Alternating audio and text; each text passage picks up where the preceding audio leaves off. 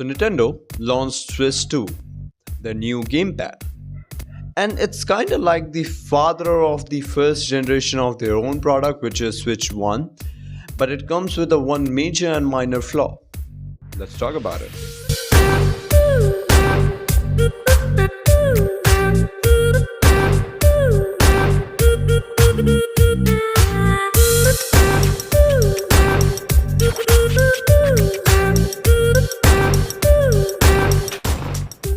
So, anticipating thing, Nintendo took almost a decade to launch the second generation of Nintendo Switch 1, and now we can figure out why they have taken 10 years to make the second generation of their product.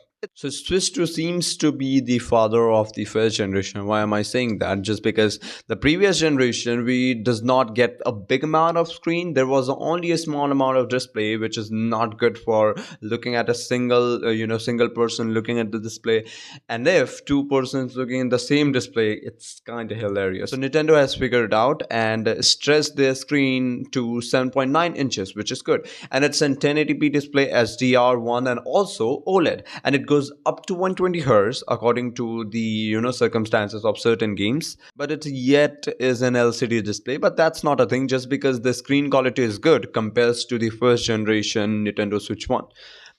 And talking about the first generation, Nintendo Switch 2 will also come with Type C. So all the accessories which comes with Type C will be easily connected to the Nintendo Switch 2. Talking about slimness and the fattiness of the Nintendo Switch 2. So Switch 1 was kind of like thick, but a smaller form factor kind of thing, just because Nintendo earlier thought that okay, people will keep these Nintendo Switch 1 in their pocket, right? But I think Nintendo has figured out that no one is trying to keep a Nintendo Switch 1 in their pocket, just because it's already a bulky kind of thing, and nowadays phones are usually in pocket, not a gamepad, I suppose. So Nintendo has figured it out, and just like they have stretched the screen size, it's not particularly thick, but they have distinguished out or separated out all the individual things like Joy-Cons, like display in a proper manner, so it does not looks or feel so thin. And overall, people will keep it in their backpack, so no matter how much big this screen is. So talking about the new Joy-Cons, they are pretty nice compared to the Switch 1. They are now SR and SL buttons are larger, and it's also kind of metallic, and it is metallic. This time the Joy-Cons attach it with the gamepad via the magnet, so it's easy. It's like snapping it up, just like a foldable phone, doing this and this and this. Kind of satisfying.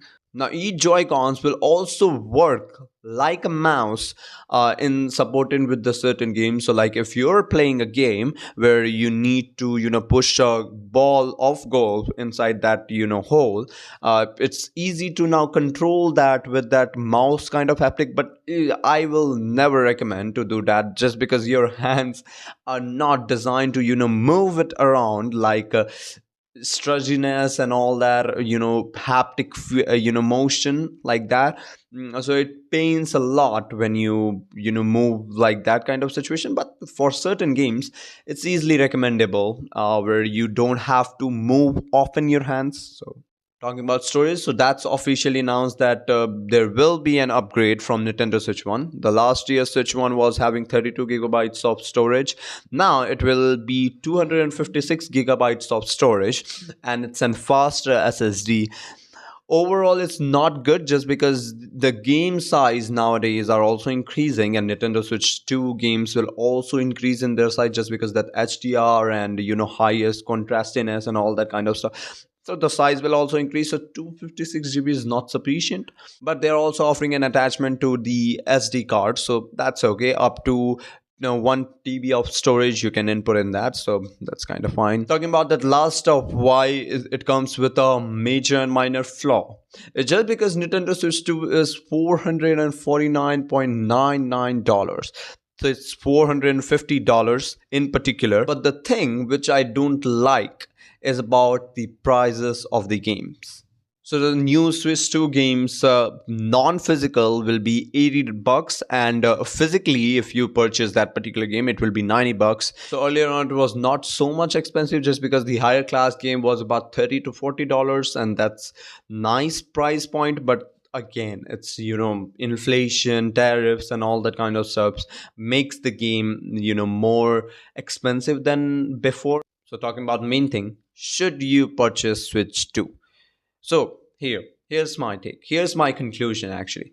So I think they have accordance taken almost a decade to make a new product of their first generation and launching it at $450 in this market, at this kind of upgrading or influencer market where tariffs and inflation rate and the external exports are also becoming expensive. The 450 margin is good in particular, and the thing they are offering in that price factor, 4K display, HDR, overall it's LCD, but OLED panel and up to 120 hertz of display, in sense it's good. The game, talking about the games, $80-$90, so I think you should buy the physical one, just because you can resell them at a higher price in eBay or anywhere like that.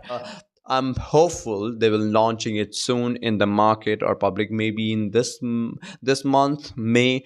But hopefully, let's see when they will be launching this, and hopefully we'll be testing it out.